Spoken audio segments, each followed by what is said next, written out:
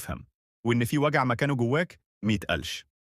في الوقت ده بالذات بيبدأ التخطي الحقيقي، مش لما تقول أنا نسيت، لكن لما تبطل تفتح الجرح كل يوم وتسأل ليه. التخطي مش إنك توقف تحس، التخطي إنك توقف تعيش جوه نفس الإحساس. كل مرة هتلاقي نفسك بتفتكر عادي. الإنسان ما بيتخلصش من الذكريات، بيتعلم يعيش معاها. هتفتكر وهتتوجع وهتضحك بعد شوية. هتكتشف إن الحياة ما بتقفش، وإن رغم الخسارة لسه فيك حاجة بتتحرك، ودي العلامة إنك بتتخطى فعلا. بس خليني أقول لك حاجة، التخطي مش قرار بتاخده في يوم، ولا مرحلة بتعديها بسرعة. هو طريق طويل ماشي فيه بين الحنين والسلام، وفي النص بتبدأ تفهم نفسك أكتر وتحبها أكتر. يمكن ده السبب الحقيقي لكل وجع، إنه كان بيعلمك إزاي تختار نفسك أخيراً.